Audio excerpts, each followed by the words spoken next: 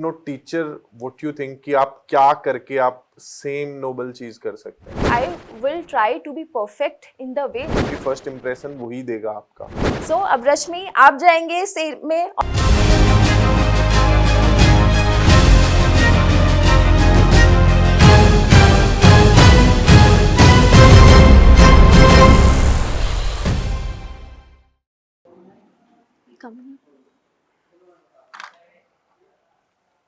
Good morning, ma'am. Good morning, sir. Good morning, ma'am. Good morning, sir. Good morning, ma'am. Thank you. हाँ मृदुला, आप अपना परिचय बताइए। Sorry, ma'am. परिचय दीजिए अपना। मेरा नाम मृदुला चौहान है जी। अगर मैं अपनी क्वालिफिकेशन की बात करूं, then I have like completed my 10th in 2010. Then I have completed my 12th in 2012, and my graduation, it was completed with physics, chemistry and mathematics. Sorry, ma'am. In 2017, and then I have completed my masters, and in 2021 I have just completed the B.Ed, and I have also qualified the CTET and UPTET. And if I talk about my strengths, then I'm a hardworking person, and I am a patient person, and as well as I have a positive attitude towards life. And if I talk about my weaknesses, then I'm an emotional person, and sometimes I just want perfection in everything. So I'm working on both of these things, and thank you.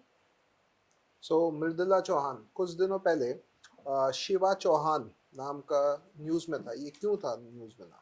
Sorry, sir, I don't know about this. Okay, so आप हरियाणा से belong करते हैं? Sir actually my home town it's UP, लेकिन अभी मेरे जो husband है he works in Haryana, so that's why we have shifted over there. Okay, तो यूपी में कहाँ से हैं आप? It's from Bijnor. Bijnor. So जो बिजनौर है किस चीज़ के लिए फेमस है? Bijnor, it's a small town, and if you go there, you will see like it's situated nearby Haridwar, and so you can say for its spirituality or the like the जो वहाँ का culture है, ठीक है, the culture of whole UP is like very integrated, and as we all know that Varanasi. Okay, Varanasi is all known for its holiness, so it's all same all over the UP. सो आप हरियाणा में अभी रहते हैं और उत्तर प्रदेश से belong करते हैं। अभी ना G20 की समिट इंडिया में हो रही है काफ़ी सारी समिट हुई, तो आपका ये बताएं कि फॉरेन मिनिस्टर की जो समिट हुई है वो हरियाणा में हुई है या दिल्ली में हुई है? Sir, actually I'm not confident about my answer, but I think it's in Delhi. Okay okay, Thank you. So, okay, Mridula, I have a question. So you just mentioned that you like perfection and you do recognize that that is one of your weaknesses. But you have applied to be a PRT, and you realize at primary level pay, you're going to find students, who will not act according to you, because these are really, little kids that we are talking about. So I don't think you will find perfection in a classroom like that. So when you find a really unruly class, how will you stay patient? How will you overcome your own challenge there? Basically, as I said, I am working on it, so I will try to be perfect in the way that how I will maintain discipline in the class, and as I said also that I am a patience person, I have patience, so I will be calm. That is also one of my positivity that will from which I will try to overcome my negativity. That is that, as I have mentioned. All right. And in your form, you've mentioned that in the short note about you, you've mentioned that you would like to, put in some efforts that will have good impact for the nation at whole. So besides teaching, which other qualities do you think you possess that you can, use them for the other extracurricular activities of your school besides teaching? Okay, if I talk about my extra positivities, then I like crafting. It's one of my hobbies. So I will try to like use TLMs by using my crafting technique and represent it in front of the class in a very good manner. And I'm also good in making rangolis. So with that beauty, I will try to like conduct all these things. All right. So, Mridula, as you've mentioned and stated that you're a hardworking person, so I'd like to learn one quality of yours which acts as a weakness as well as your strength. Sorry, ma'am, I didn't get your question. Yeah. So basically, you are a hardworking person as you've mentioned. Yes. I just want to learn one quality of yours which you think is your strength, but when done in excess, it could become your weakness as well. As ma'am said, then I will say that it's perfection. Because if I always like to attain perfection, then it's not possible. And sometimes we have to just like satisfy ourselves with a less level of perfection. Like if I give an example of a child, he is like not perfect in a you can say education field, or like in a very consider maths. If he is not good in maths, but if he is good in sports or in other activities, then if I am just focusing on perfection in maths, then how could like I will spoil the future of that child now, because he will try to like he can make us proud in going to the sports field. So I think that is the one thing. Sure. One more thing. Why do you want to be a teacher at KVS specifically? Okay, so firstly, as we all know that KVS has a gives us a diverse background. As we say, like soldiers, they go in like away from their family in extreme conditions, and they serve our nation. In the same way, when we go to like if I will be a part of the KVS family, then they will definitely post me somewhere else, away from my family, where I can just serve the nation without any barrier. Or you can say sometimes our family, it like we doesn't get that much time to give to our profession, as we have to maintain the balance. But KVS will provide me that opportunity, that in diverse condition I will like give my 100%. And also KVS not only focuses on the holistic development of a child, but it also focuses on the holistic development of a teacher. So if I will be a KVS teacher, then I will get to it will be like a best version of myself that I can inculcate over there. आपने बोला कि भाई मुझे KVS में teacher बनना है और एक नोबल प्रोफेशन है, ये सारी चीजें आपने बोली. If not teacher, what you think कि आप क्या करके आप सेम नोबल चीज कर सकते हैं? सर, अगर मैं KVS में सिलेक्ट नहीं होती हूँ, देन मैं जो NGOs वगैरह हैं उनके साथ ज्वाइन करके, जो हमारे poor not poor you can से जो चिल्ड्रन है जिनको ये फैसिलिटीज़ नहीं प्रोवाइड की जा सकती, उनको मैं खाली पढ़ाकर नहीं, लाइक ओल्ड एज होम्स के थ्रू मैं ये सब चीज़ें कर सकती हूँ. कैसे हम जो बूढ़े माँ बाप होते हैं उनकी सेवा कर सकते हैं, उन सब चीज़ों के लिए मैं देश के लिए कुछ करना चाहूँगी. अच्छा, हमने डाइवर्सिटी की बात की, उससे लेके मेरे 2 क्वेश्चन है. हाँ जी. एक तो पहला क्वेश्चन, जैसे अभी आपने बताया कि आपके जो हस्बैंड है वो हरियाणा में वर्किंग है, आपकी जॉब अगर केवीएस में लगती है तो मान लिया लग जाती है झारखंड में लग जाती है. हाँ जी. एक नक्सल एरिया है, तो कैसे आप मतलब मैनेज करेंगी? Sir, actually my father he was in army, है ना. So I am a daughter of a soldier. So from the very like from the childhood he taught us that the country, it comes like is our first priority. And definitely I will on Saturdays or on Sundays I will meet with my husband, but rest नहीं, of अगर आपको 1 साल बाद 2 साल बाद DSSS में आपकी मतलब एग्जाम्स आप क्लियर कर लेते हो, दिल्ली में आप टीचर बन जाते हो, तो आप केवीएस छोड़ के फिर दिल्ली आना चाहेंगे?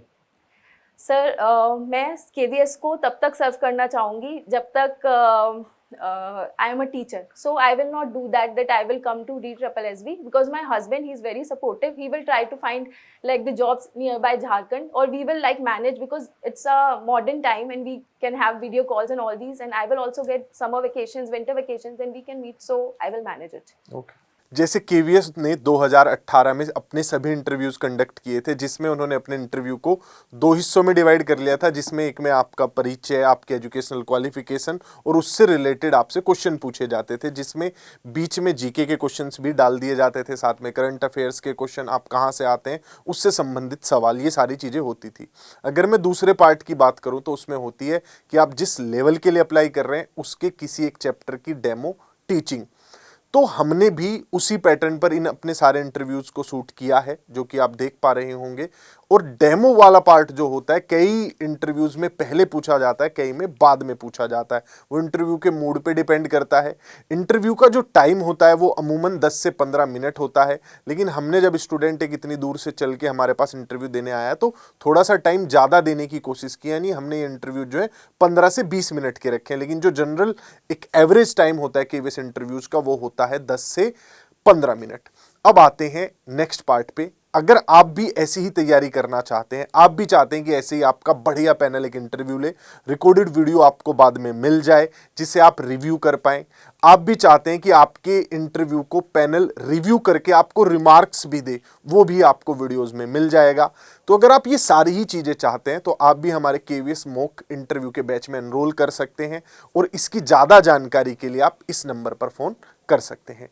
अगर आपको फिर भी कोई डाउट रह जाए तो नीचे डिस्क्रिप्शन में एक लिंक दिया गया है, उस पे जाकर भी आप फॉर्म फिल कर सकते हैं। टीम आपसे अपने आप कनेक्ट कर लेगी। बेस्ट ऑफ लक आप सभी को आपके केवीएस के इंटरव्यूज के लिए। हाँ मृदुला, आप ये बताइए, आपने इमोशनल होने की बात अपने उसमें बताई, हाँ जी मैम। तो क्लास में आप पढ़ा रही हैं मान लीजिए, और कोई बच्चा अचानक बीमार हो गया, अभी बेहोश हो गया, तब ऐसी स्थिति में आप क्या करेंगी?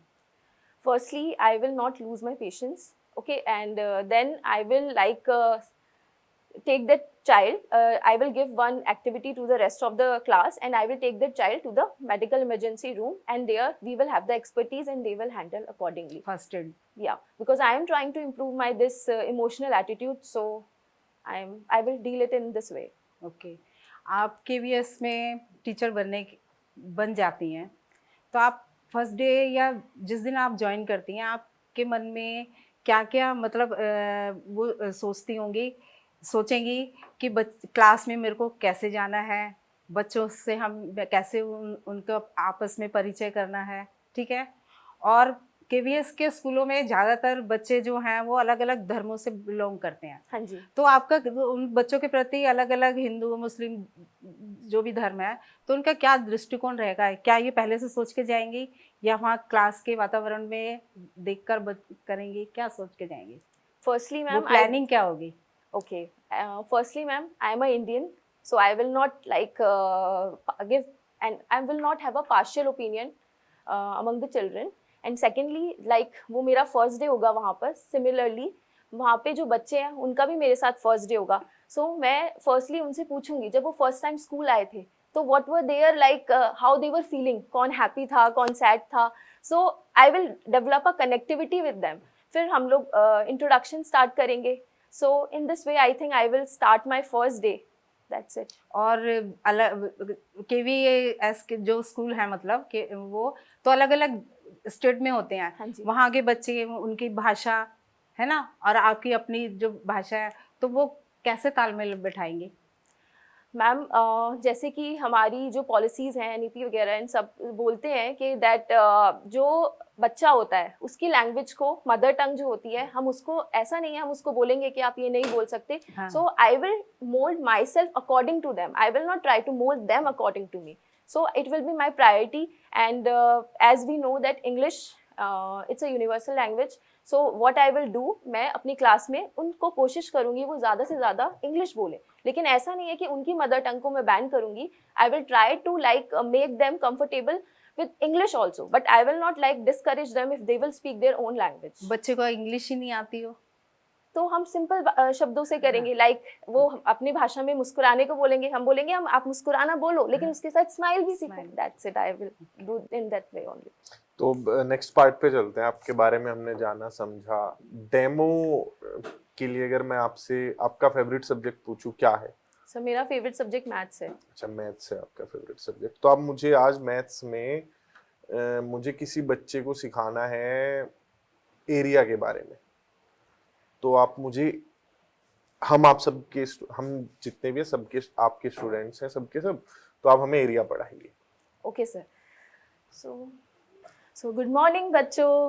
Good morning ma'am. कैसे हैं आप सब? बढ़िया। ओके, सो आज हम क्या पढ़ेंगे वो हम आपको बाद में बताएंगे, लेकिन आज हम जो इसकी शुरुआत करेंगे तो आज हम आप सबको प्लेग्राउंड में लेके जाएंगे। ओके, सो प्लेग्राउंड में मैम ने आपके लिए क्या किया है, बहुत सारी शेप्स बनाए हुए हैं। जो शेप्स हमने आपको परसों पढ़ाए थे वो सारे शेप्स बनाए हुए हैं, ठीक है। So one by one we will make a queue. So हम क्यू से क्या करेंगे, छुप छुप छुप छुप छुप छुप करते हुए प्लेग्राउंड में जाएंगे, ठीक है। अब प्लेग्राउंड में रोहन आप क्या करोगे, जो यहाँ पर ये सर्कल है, यहाँ पर देखो मैम ने लाइंस बनाई हुई है ना, इन लाइंस में मूव करो। तो बच्चों रोहन को कितने स्टेप्स में ये जो रेक्टेंगल है इसको कवर करने में कितने स्टेप्स लगे रोहन को, सो ही टुक 12 स्टेप्स, ओके। सो अब रश्मि आप जाएंगे सेम में और इसको देखो आपको कितने स्टेप्स लगे, so he also took the same steps. So if I take, so can I take a one seat? Yes, yes, you can take one seat. Thank you. So देखो बच्चों, जो ये शेप है, ये कौन सा शेप हमने पढ़ा था, ये हमने पढ़ा था रेक्टेंगल, ठीक है। सो रेक्टेंगल ने जितना स्पेस ऑक्यूपाई किया इस शीट का, वो क्या है, इसका एरिया है। क्या है, एरिया है, ठीक है बच्चों।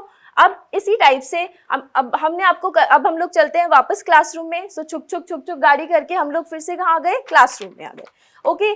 सो अब हमने आपको क्या बोला था, आप लोग घर से क्या लेके आएंगे, रिबन्स लेके आएंगे। सो रिबन से क्या करेंगे, हम लोग इसको कवर करेंगे, ठीक है। सो जितना स्पेस, जितनी जगह इसने क्या किया, कवर किया, वही क्या है, इसका एरिया है। सो हमारा आज का टॉपिक है एरिया, ओके।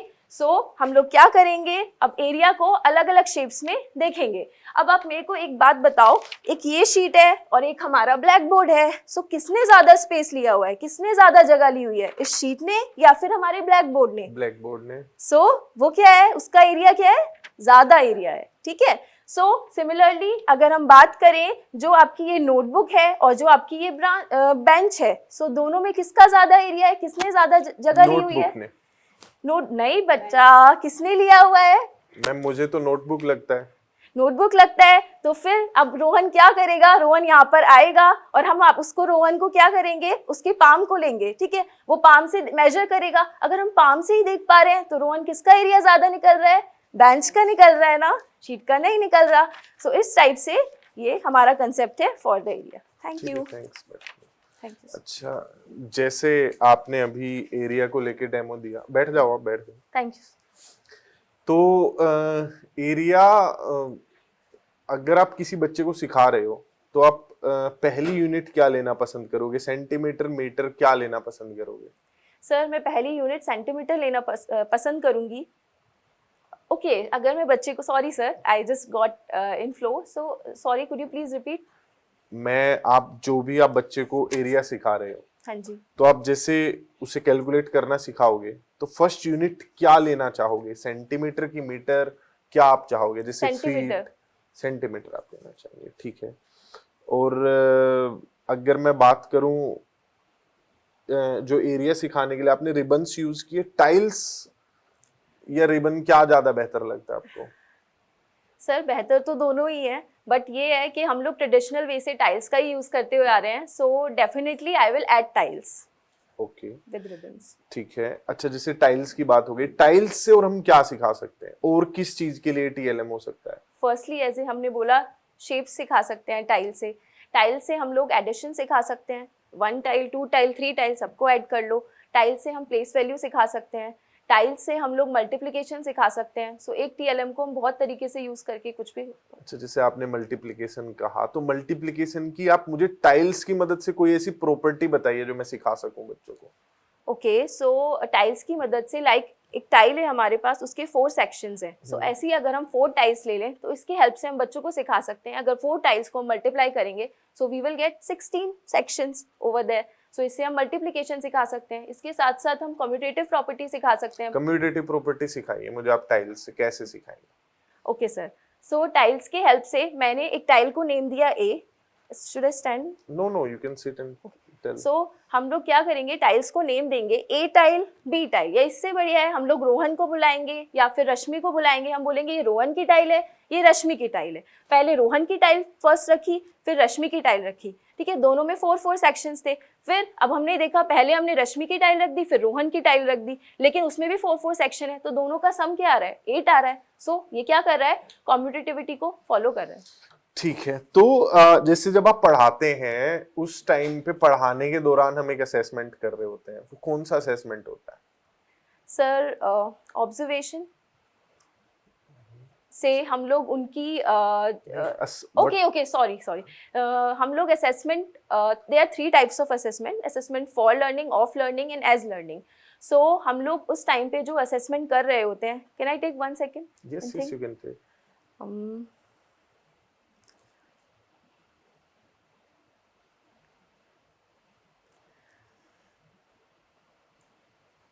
हम फॉर लर्निंग भी कर रहे होते हैं और एज लर्निंग भी कर रहे होते हैं.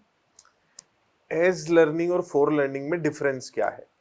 जो असेसमेंट एज लर्निंग है वो बच्चा खुद से भी सीख रहा है. क्या सीख रहा है वो बच्चा? ये सीख रहा है, या फिर मैं खुद से भी सीख रही हूँ कि मैंने बच्चे को कल सिखाया, उसने कितना मॉडिफाई किया खुद को, या फिर वो कितना ग्रो कर रहा है. सो वो असेसमेंट एज लर्निंग है, मेरी टीचिंग कितनी इम्पैक्टफुल हो रही है, कल कैसी थी और आज उसमें कितनी ग्रोथ हुई, तो वो असेसमेंट एज लर्निंग है.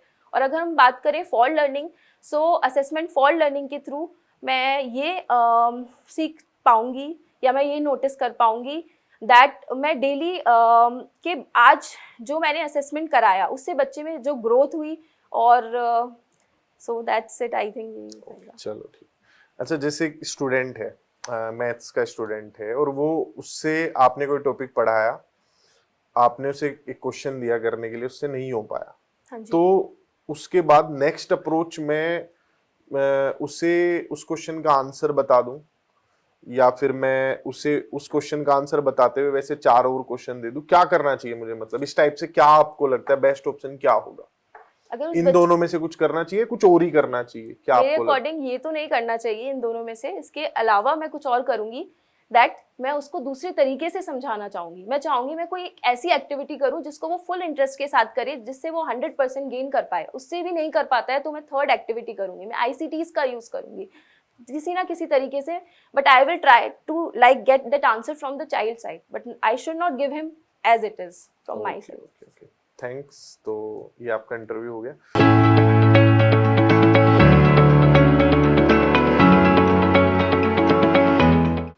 मृदुला, मैंने आपसे पूछा था अलग अलग धर्म वाले बच्चों के लिए, तो उनके लिए आप क्या करेंगी? तो आपने कहा कि मतलब मैं सबसे पहला मेरा इंडियन धर्म है ना. हाँ जी. तो उसके साथ साथ मैं ये बताना चाहूँगी कि आप ऐसा कर सकते हो कि अलग अलग धर्म के अलग अलग त्यौहार होते हैं, पूरे साल भर में त्यौहार भी आते हैं और छुट्टियां भी होती हैं. तो क्लास में बच्चों के सामने साथ उन त्योहारों से संबंधित कोई नाटक आप करा सकती हैं, कुछ उनको कहानी सुना सकती हैं. और जैसे आजकल तो स्कूलों में होता है, दिवाली होती है तो दिवाली पूजा भी होती है, सरस्वती जी की भी पूजा होती है, होली होती है तो बच्चे रंग भी लगाते हैं. तो इससे आपस में बच्चों को भी एक दूसरे सद्भावना होगी, और मेरा ख्याल बच्चों के लिए धर्म को समझाने की ज़्यादा मेहनत नहीं करनी पड़ेगी. Okay ma'am, I will try to answer in this way. Thank you. आप ना अपने माइंड में बहुत फास्ट सोच रहे हो, ओके सर. बहुत फास्ट थिंक कर रहे हो. तो इस वजह से क्या हो रहा है ना, आपकी जो थिंकिंग है और आपकी जो स्पीकिंग है उसमें शुरू में जैसे बीच में तो आप थोड़ा सही मोमेंटम में आ गए थे, लेकिन शुरू में आपकी आवाज़ लैगिंग हो रही है, क्योंकि जब ज़्यादा तेज हम सोचते हैं ना तो उतना हमारा कॉन्फिडेंस लेवल नहीं आता. तो थोड़ा काम रहने की कोशिश करो.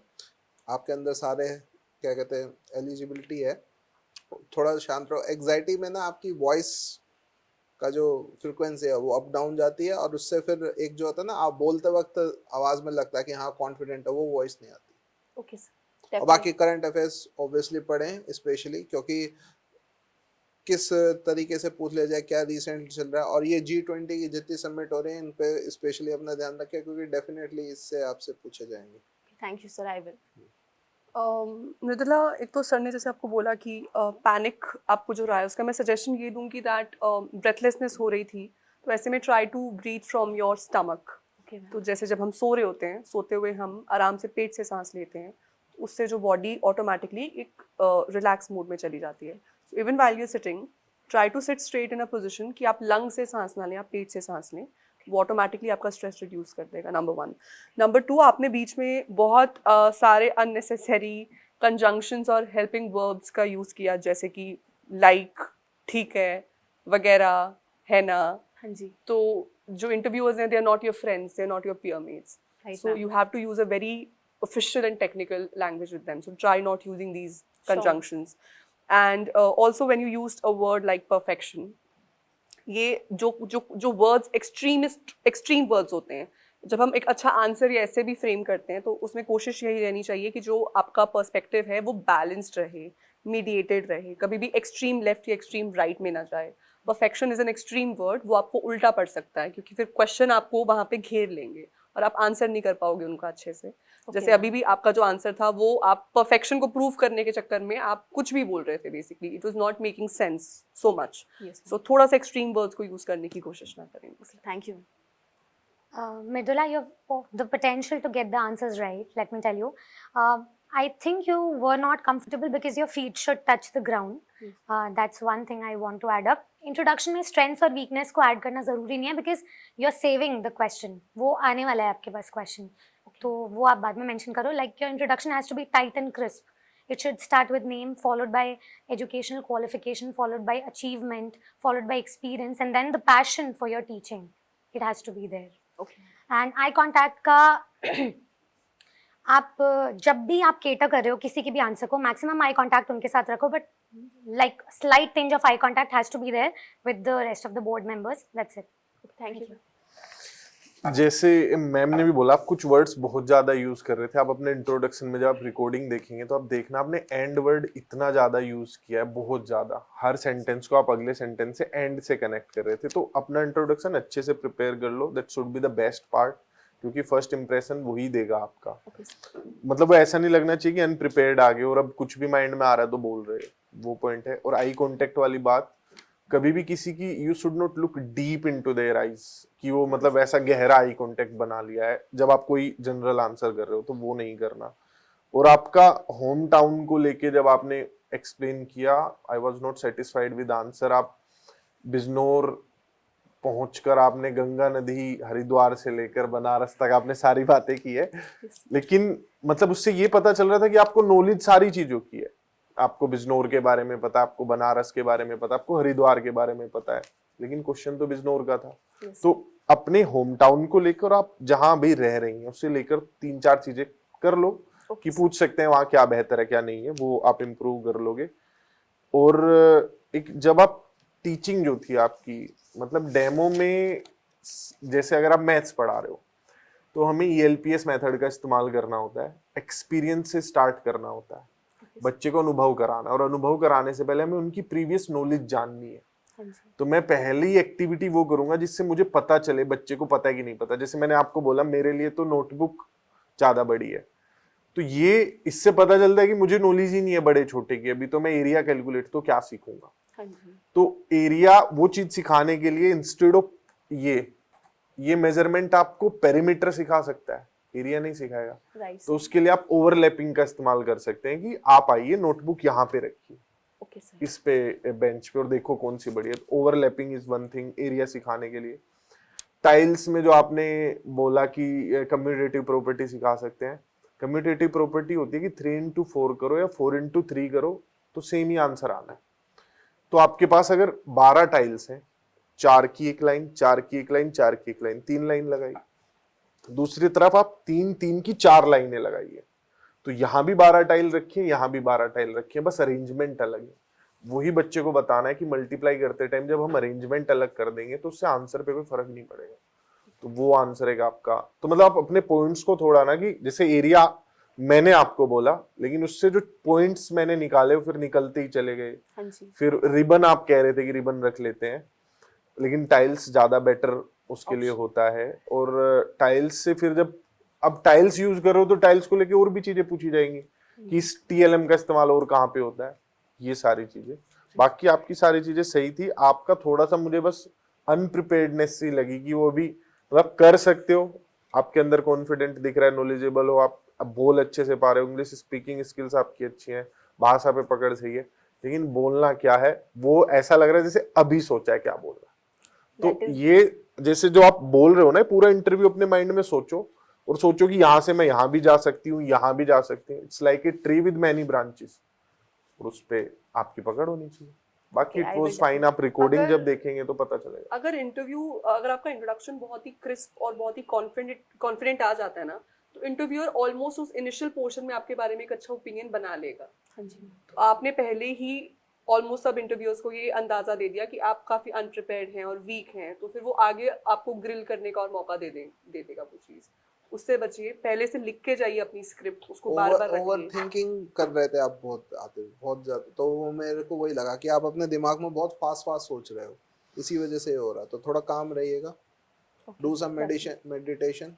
आप कुछ पूछना चाहो तो आप पूछ सकते हो, किसी से कुछ हेल्प चाहिए या कुछ पॉइंट आपको लग रहा है कि ये और क्लैरिफाई हो जाए तो अच्छा। Sir, actually, I got 127 in PRT, so I was not like sure that I will like clear the cutoff What or is your not. category? It's general now. General. So I was not preparing. I was just waiting for the cutoff, and yesterday I got the call from your side, so I was totally unprepared. I just thought that what should be the best thing. I will just cater you guys with that. So not. हाँ, अभी आप कर सकते हो, better कर सकते हो। और ये तो ये होना और चाहिए ये अभी बाद की बात है कि क्या है, क्या होगा नहीं होगा। टीचर तो आप हमेशा के लिए बन ही गए हो और आप हमेशा तैयार, मतलब कभी बुढ़ापे में भी कोई याद करेगी मृदुला आ जाओ और ये इंटरव्यू दे दो, तो आपके अंदर वो होना चाहिए। ठीक है, बाकी it was fine. Okay. Thank you, ma'am. you. Thank you. All the best. Thank you, ma'am. Best.